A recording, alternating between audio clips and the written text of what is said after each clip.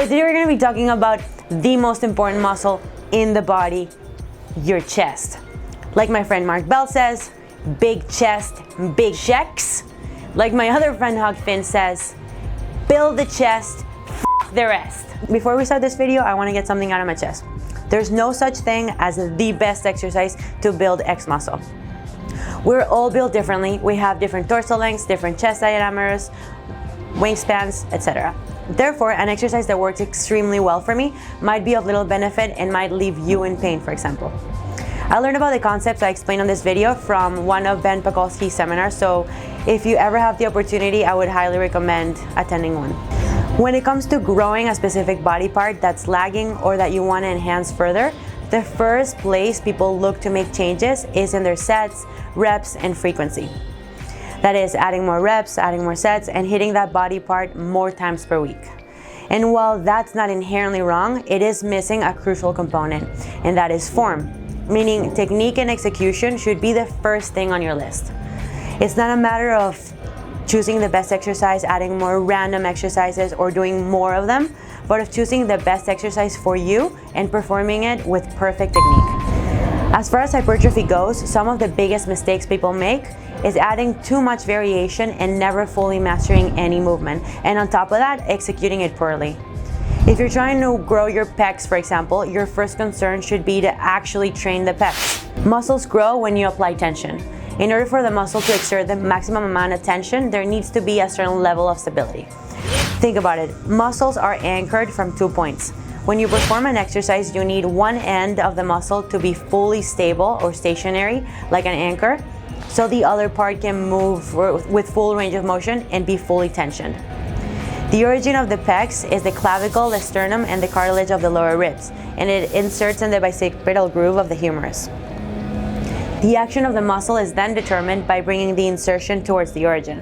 Flexion, adduction, and internal rotation are the actions of the muscle in this case.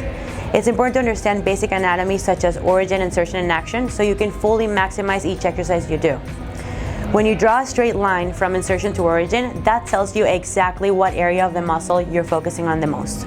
For instance, if we're trying to target the upper fibers of the pec, we imagine that the insertion point is around here, and say we're talking about the upper pec where it has its origin at the clavicular end.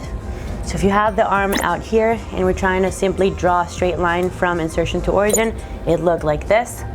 You can bend your elbow too, so imagine if you're doing a bench, you'd go this angle.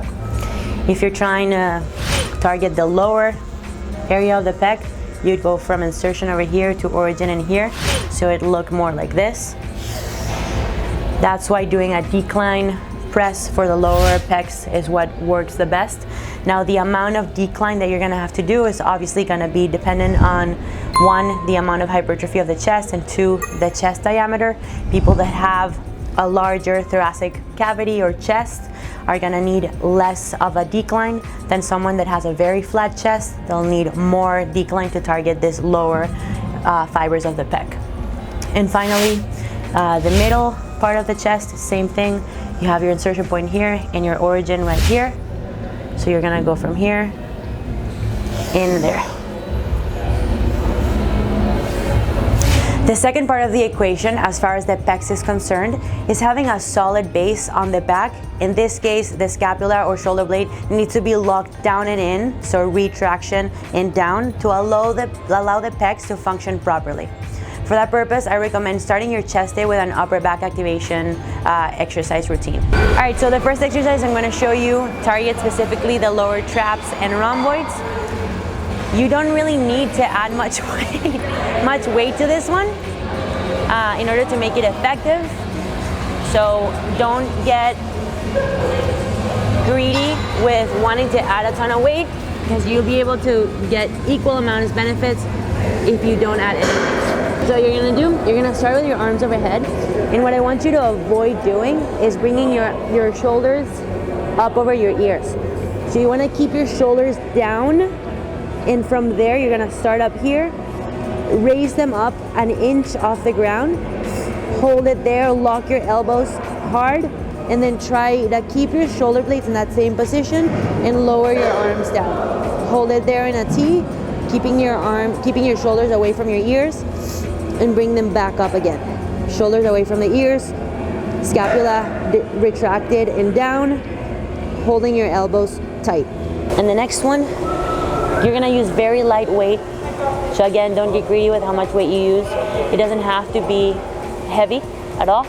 It just has to be enough. What you're gonna do, you're gonna start in this position, your head off the bench. You're gonna do a row, hold it there, shoulders away from the ears, and then into external rotation, hold it there, back down, and relax. The last exercise you can do is a front rack carry with a press. So what you're gonna do, start both shoulders in front of you. So don't rest the kettlebells on your shoulders. I want them to be directly in front of you, so that creates a flexion moment that you have to counteract. You have to keep your upper back extended, and that is the activation component of it. And then from there, you're gonna bring one arm up and the other. And you can do it while you walk, or you can do it stationary. All of these 3 exercises are great to do at the beginning of your workout. You can utilize them as a warm-up to ensure that your shoulder blades and upper back is activated, your lower traps, your rhomboids are working the way that they're supposed to be working, to promote a better environment for the pecs to grow and to exert strength. So remember, as far as hypertrophy is concerned, fancy exercises are not more effective for muscle building. More variation isn't always better, and you should worry about execution and setup first, and then you can think of other variables like time under tension, increasing distance, and increasing load and frequency.